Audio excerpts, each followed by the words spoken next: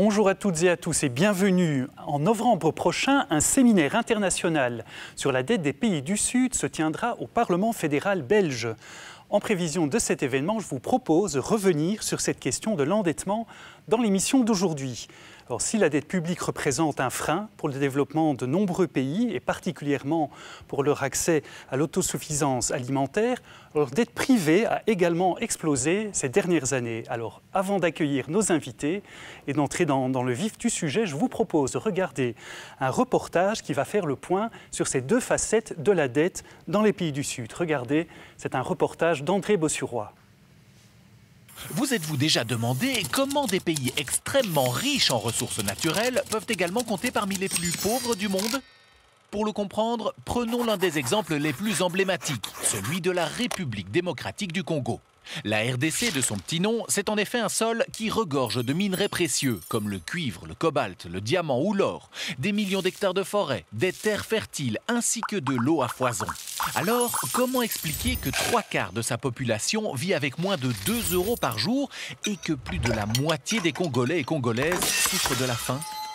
Ce n'est évidemment pas simple, mais l'histoire de sa dette nous apporte un élément de réponse.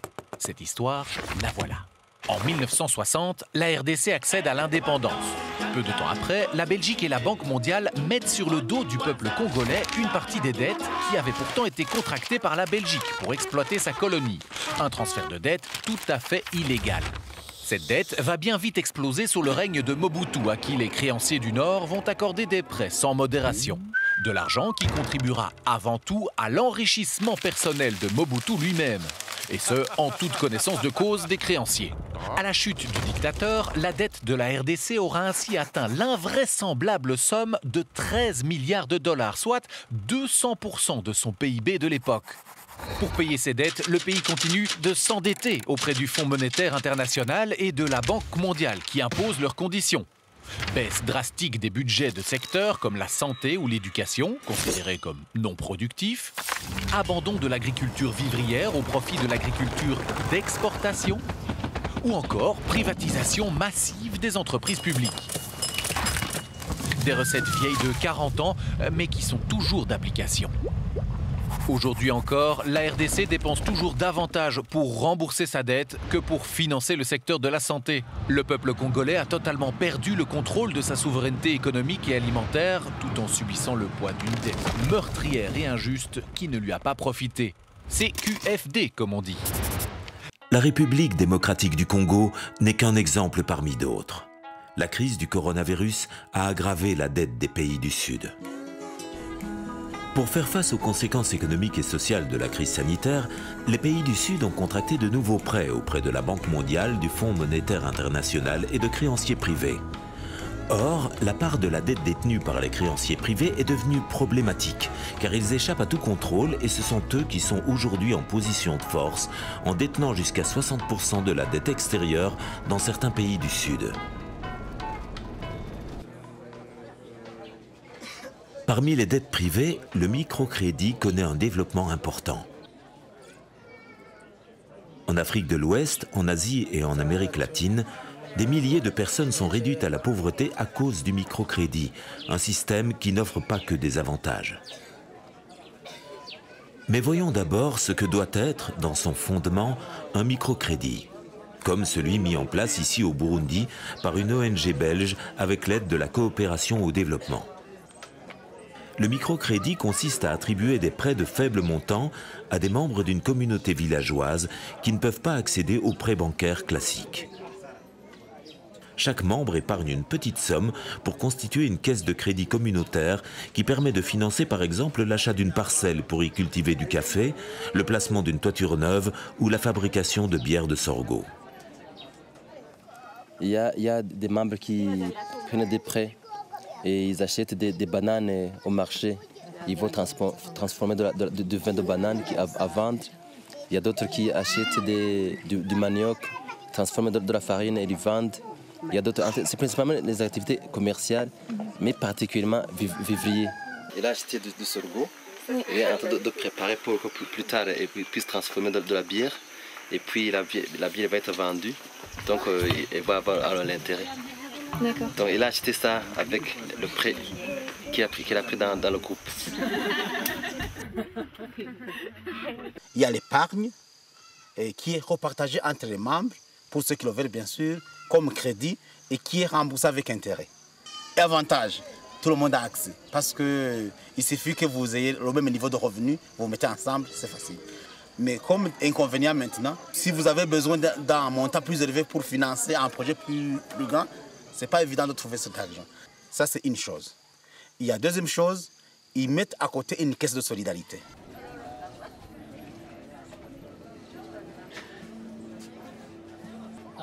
J'ai été sévèrement malade, j'ai été opéré. N'eût été la présence de cette caisse de solidarité, j'allais mourir. On m'a fait un crédit, j'ai payé mes soins et actuellement, vous voyez, je me porte bien. On s'assoit ensemble, on analyse les cas et puis on prend la décision finale. Comme notre association s'appelle Dufashanye, on s'entraide, il n'y a pas de dispute. À côté de ces projets communautaires, des institutions de microcrédit sans scrupules, attirées par l'appât du gain, prêtent également de l'argent, mais à des taux abusifs. Ils s'enrichissent ainsi sur le dos des plus pauvres, qui tombent rapidement dans l'incapacité de rembourser et sont ensuite harcelés par les institutions de microcrédit.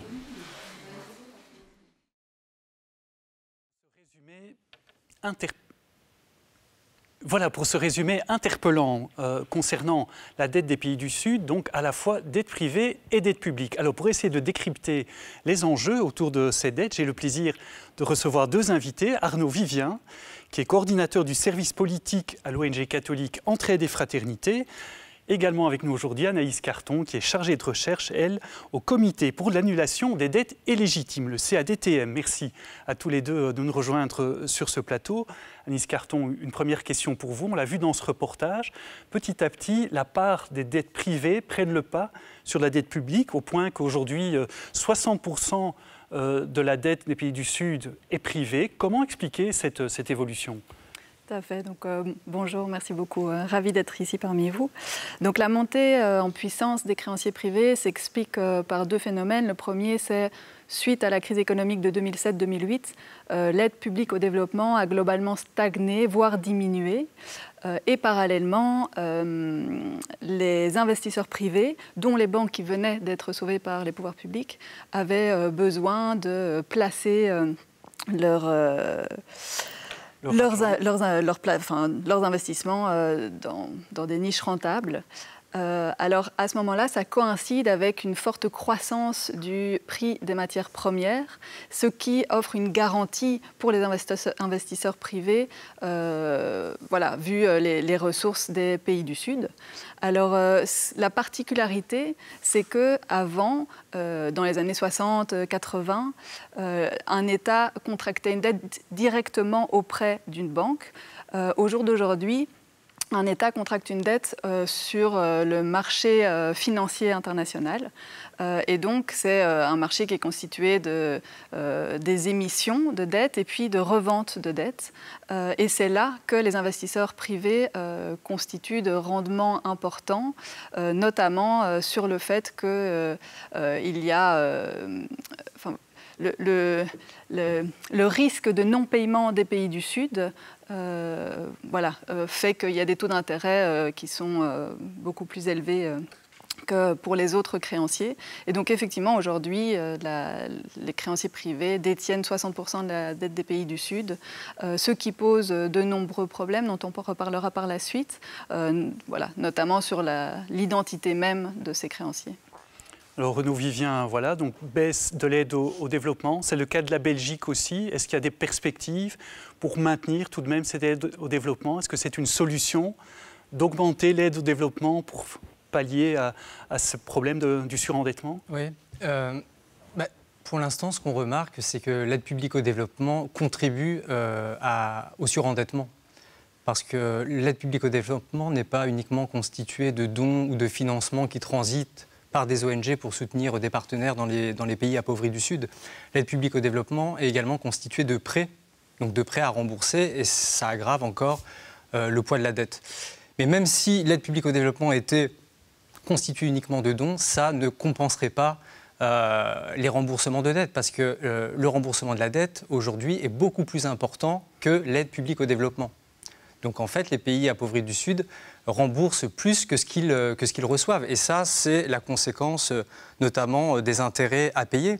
Et en temps de crise, donc en 2021, les intérêts à payer sont énormes encore, et pas uniquement, ça ne concerne pas uniquement les institutions du microcrédit qu'on a vu dans le reportage. Ça concerne les États, ça concerne les banques privées, ça concerne également les banques de développement comme la Banque mondiale. Par exemple, en 2021, les intérêts à payer représentent environ un quart des remboursements qui doivent être effectués en 2021. Un quart des remboursements à l'égard des institutions financières internationales, comme la Banque mondiale, à l'égard des États. Et pour les banques privées, c'est même plus, c'est 37%. Donc les intérêts représentent 37% des remboursements à opérer cette année en temps de crise. Donc on voit que même en temps de crise, crise sanitaire, crise économique, les créanciers aujourd'hui ne renoncent pas au remboursement des intérêts sur la dette.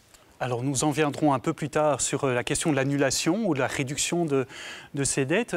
Avant ça, Anaïs Carton, quels sont finalement ces créanciers privés qui prêtent ainsi de l'argent, éventuellement même à des particuliers dans les pays du Sud? Est-ce qu'il y a de tels créanciers chez nous en Belgique? Oui, donc effectivement, il y a deux questions. Qui sont les créanciers privés? Donc, c'est notamment des banques, des fonds de pension, des fonds d'investissement. Il y a aussi les fonds vautours, qui sont des fonds d'investissement qui rachètent des titres de la dette sur le marché secondaire, qui est un peu la brocante de la dette, quoi. Et puis... donc, ils rachètent cette dette à une valeur vraiment inférieure à la valeur nominale de cette dette à des créanciers voilà, qui sont en frayeur de ne pas se voir rembourser cette dette par des pays en difficulté. Et puis, par après, ces fonds vautours attaquent en justice les pays débiteurs devant des tribunaux qui sont souvent plus du côté des investisseurs privés. Et donc, voilà, ça c'est globalement les créanciers privés. Alors, est-ce qu'il y en a en Belgique? On vient de justement, un rapport vient de sortir qui a été coordonné par la coupole Elf en coopération avec Entraide et Fraternité et le CADTM. Et alors, ce rapport justement vise à montrer l'implication de banques qui ont leur siège social en Belgique dans l'endettement des pays du Sud. Donc, il y a 6 banques qui sont épinglées, dont notamment la BNP Paribas, la Deutsche Bank. Et ces 2 banques font partie du top 10 des banques qui ont souscrit des obligations entre mars 2020 et mars 2021, donc au moment fort de la pandémie, alors que les institutions internationales et des pays essayaient plutôt de tendre vers des solutions telles que des moratoires. Voilà.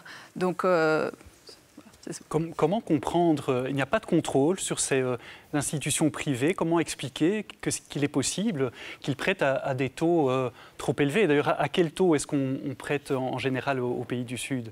Oui, alors effectivement, les créanciers privés mettent en place des taux d'intérêt extrêmement élevés, en tout cas beaucoup plus que les taux d'intérêt des créanciers multilatéraux ou bilatéraux, donc les États ou les organisations internationales. Et donc notamment, souvent les prêts tournent autour de entre 6 et 9%. Alors qu'ils sont entre 0 et 3% pour les autres créanciers.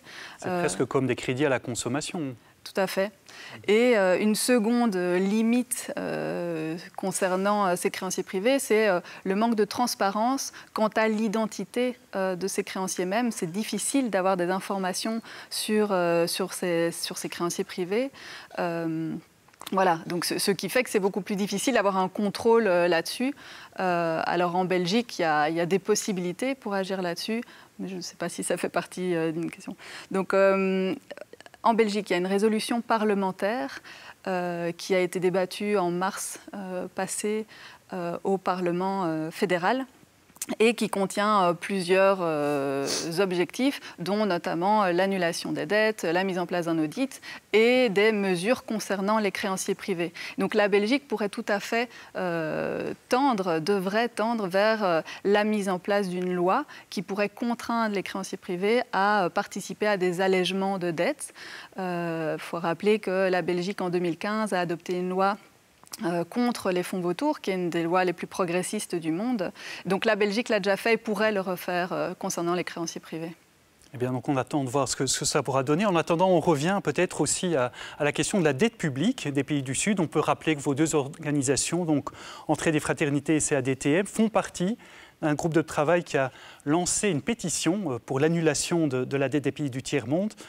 Cette campagne s'appelle annulerladette.be, un site a été créé.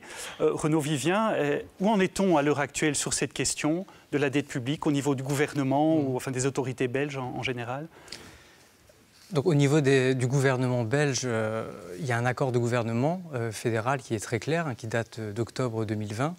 Et qui dit que la Belgique œuvrera pour l'annulation des dettes bilatérales, c'est-à-dire les dettes qui sont détenues par la Belgique, et des dettes multilatérales, donc les dettes qui sont détenues par les banques multilatérales de développement, Banque mondiale, Fonds monétaire international, Banque africaine de développement. Donc on a un engagement politique assez clair de la Belgique. Le problème, c'est que ça fait presque un an que les choses ne bougent pas, en tout cas ne bougent pas dans le sens de l'accord de gouvernement.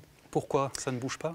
Pourquoi ça ne bouge pas? Parce que le gouvernement continue d'appliquer des recettes assez anciennes et qui n'ont pas marché. Donc ces recettes anciennes, on est pour le moment dans une fuite en avant. Donc la Belgique est engagée dans un moratoire sur la dette, comme d'autres États. Donc c'est un premier pas.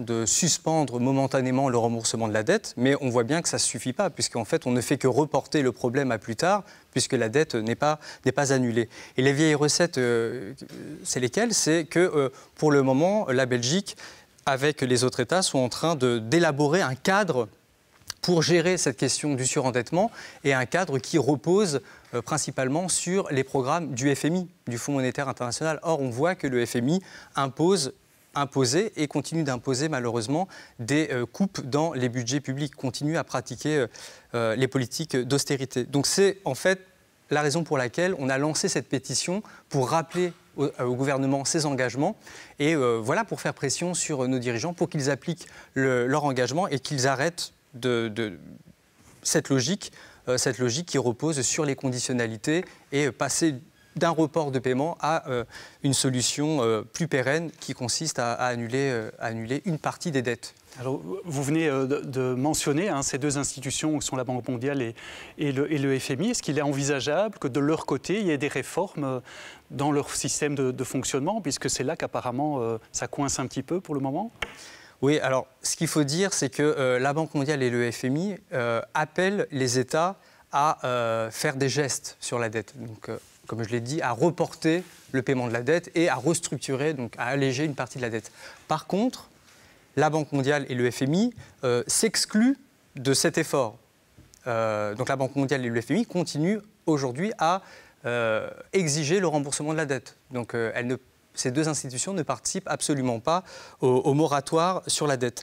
Donc il y a des leviers d'action qui sont à la portée de la Belgique. Donc la pétition, elle énonce vraiment elle fait des revendications très claires, très raisonnables, très pragmatiques. Elle dit que la Belgique devrait utiliser le poids qu'elle détient au sein du FMI de la Banque mondiale, un poids assez significatif puisque la Belgique dispose d'un administrateur au sein du FMI et d'un poste d'administrateur suppléant à la Banque mondiale. Donc ça, ce n'est pas tous les pays qui ont ce type de représentants. Et la Belgique est dans un groupe de pays qui disposent du nombre de droits de vote les plus élevés. Parce que la Banque mondiale et le FMI, ça fonctionne selon une règle qui n'est pas démocratique, puisque tous les États, ce n'est pas un État égale une voix.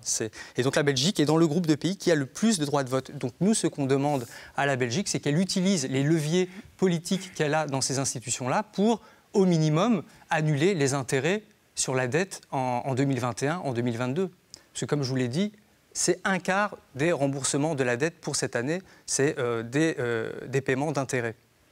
Alors évidemment, quelques questions que nos téléspectateurs peuvent se poser. Anaïs Carton, une question, c'est peut-être est-ce qu'il est possible d'annuler les dettes des pays du Sud alors que nos États, la Belgique par exemple, est elle-même déjà surendettée? Tout à fait. Donc, bon, déjà, il faut partir du principe que l'annulation de la dette, c'est une question de justice, en fait. Et donc, comme on a vu dans le reportage, il y a des dettes qui sont illégitimes, illégales, odieuses, insoutenables, comme la dette coloniale qui a été transférée par la Belgique et la Banque mondiale à la RDC. Donc voilà, il y a cette question-là, la question de la justice, la question de ne pas opposer une population contre une autre. Et puis, voilà, il faut un peu remettre les choses dans leur contexte aussi. Si on regarde les chiffres, ce n'est pas grand-chose du côté des créanciers. Si on prend l'ensemble de la dette des pays du Sud, ça représente 3 000 milliards de dollars, qui est l'équivalent de ce qui a été déboursé par l'Union européenne et les États-Unis depuis le début de la pandémie. Donc voilà, si on essaye de mettre en balance, c'est tout à fait faisable, tout comme pour la Belgique. Nous, ce qu'on demande dans cette pétition, c'est d'annuler les dettes, les créances que la Belgique détient pour les années 2020-2021, donc 2021 maintenant, et qui tournent autour de 40 millions d'euros. Alors, voilà, quand on sait par exemple qu'en 2006, la Norvège a décidé souverainement d'annuler des créances qu'elle détenait à l'égard de 5 pays du Sud pour un montant de 60 milliards de dollars, alors que la Norvège a un PIB qui est plus faible que celui de la Belgique, c'est possible de le mettre en place. Autre question, Renaud Vivien, pardon. Qu'est-ce que vous répondez à ceux qui disent « Oui, mais si on annule la dette, vu la corruption qu'il y a dans certains pays du Sud, est-ce que ça va vraiment servir à la population ?» On a vu que, effectivement, Mobutu, en son temps, avait accaparé en fait, l'aide qui était envoyée. Donc, qu'est-ce que vous répondez à ceux qui disent « Annuler la dette, finalement, est-ce que ça va servir à quelque chose ?» Oui, mais annuler la dette, c'est une question clé, la question de la corruption. Et il faut que l'annulation de la dette profite aux populations sur place. Et donc, pour cela, il faut aussi renforcer nos partenaires sur place qui exercent un rôle de contre-pouvoir par rapport au gouvernement, qui sont pour les mettre en mesure de demander des comptes et de contrôler l'utilisation de l'argent public. Et aussi, si on veut vraiment lutter contre la corruption, il faut arrêter les vieilles conditionnalités dont je parlais tout à l'heure. Parce que ces conditionnalités, justement, ont formé un terrain propice à la corruption. Quelles sont ces conditionnalités ? Par exemple, des conditionnalités qui visent à réduire de manière drastique et brutale les salaires des fonctionnaires. Ça forme un terreau favorable à la corruption. Donc ces conditionnalités, il faut tourner la page. Et en fait, ce qu'on constate souvent de la bouche de certains dirigeants politiques qui refusent d'annuler la dette parce que ça serait un cadeau offert aux dirigeants corrompus, on voit en fait que cet argument, c'est un argument qui maintient un statu quo dans lequel ce sont les populations qui sont victimes deux fois, puisqu'elles sont victimes d'un régime corrompu, et elles sont victimes aussi parce qu'on leur dit non, pas de chance, votre régime est corrompu, vous n'aurez pas droit à un allègement de dette. Et donc ça maintient un statu quo, sachant que la situation est dramatique. La dette, ça a des impacts humains très, très, très concrets. Aujourd'hui, en 2021, il y a 25% des pays appauvris du Sud qui consacrent davantage d'argent au remboursement de la dette qu'aux soins de santé. Pays corrompus ou pas corrompus. Voilà, la dette, c'est un problème structurel qui dépasse la seule question de la corruption. Et en fait, ce que je voulais dire aussi, c'est par rapport à la corruption, ça permet aussi aux créanciers de se dédouaner de toute responsabilité. Donc en disant, voilà, tant que la corruption n'est pas réglée, on n'allège pas la dette. Mais dans cette situation-là, les créanciers ne tirent pas du tout les conséquences de leurs responsabilités. Vous l'avez dit vous-même, Mobutu a été soutenu pendant de nombreuses années par tous les créanciers, y compris la Belgique, la Banque mondiale, le FMI, etc. Or, les créanciers refusent de tirer les conséquences de leur complicité, puisque c'est aussi grâce à ces créanciers que le régime Mobutu a pu perdurer au pouvoir. Et donc, une des solutions, c'est ce que disait Anaïs, c'est d'annuler la dette en tant qu'acte de justice. Ce ne serait pas de la charité, ce serait rendre justice à une population que d'annuler des dettes lorsque le créancier a été complice de cette situation d'endettement illégitime. Alors, il reste quelques minutes dans cette émission. Donc, en novembre prochain, il y aura donc un séminaire international au Parlement fédéral belge. Qu'est-ce qu'on va faire à ce séminaire? De quoi va-t-on discuter, Anaïs Carton? Oui, donc effectivement, on organise en collaboration toujours avec Entraide et Fraternité un séminaire international sur la question de la dette des pays du Sud. Alors, c'est vraiment un séminaire qui est consacré à prolonger les travaux de la commission parlementaire belge qui se penche sur cette question pour l'instant. Alors, on a invité une série d'intervenants issus de la société civile, des intervenants académiques, mais aussi d'institutions. On a invité le ministre en charge de la coopération et développement, enfin la ministre, et le ministre en charge des finances. Voilà, on a vraiment pensé cette journée en deux parties. La première, essayer d'identifier les responsabilités des institutions financières internationales dans l'endettement des pays du Sud. Et l'après-midi consacré justement à la responsabilité des créanciers privés, et tout ça tourné vers essayer de trouver des solutions pour aller vers des annulations de dettes, des allègements également. Voilà. Ce sera notre journée. La dernière question sera pour vous, Renaud Vivien. On espère donc que ce séminaire sera productif. Alors c'est une grande question, mais comment peut-on faire pour libérer les pays du Sud du piège du surendettement? Vous avez une minute. Pour les libérer, il faut passer de la logique de report de dette à des allègements de dette qui soient additionnels à l'aide publique au développement, parce que comme je l'ai dit, l'aide publique au développement contient une part de prêt, contient des allègements de dette. Et il faut aussi mettre en place des audits de la dette. Des audits de la dette pour justement ne pas répéter les erreurs du passé, pour voir un peu ce qui a conduit les pays du Sud à être surendettés aujourd'hui. C'est valable pour les pays appauvris du Sud, mais c'est également valable pour les pays ici, comme la Belgique, puisque voilà, la Belgique a aussi un problème par rapport à sa dette. Il faudrait auditer cette dette pour voir qui détient la dette belge, qui profite de la dette belge et quelles seraient les conséquences pour la Belgique, pour la population belge, si on décidait de tirer un trait sur une partie de la dette. Parce que la dette, aujourd'hui, c'est un argument politique pour justifier des coupes dans les secteurs sociaux. Anaïs Carton, Renaud Vivien, merci beaucoup de nous avoir éclairé sur cette question, d'avoir été un peu des lanceurs d'alerte aujourd'hui par rapport à cette question de la dette. Merci à vous également de nous avoir suivis. Merci de votre fidélité. Si vous souhaitez revoir cette émission, c'est sur la plateforme Ovio ou sur le site catobel.be. Vous trouverez aussi donc les sites internet des deux associations dont nous avions des représentants aujourd'hui, donc l'association entraide.be et cadtm.org. Voilà, merci beaucoup, à très bientôt.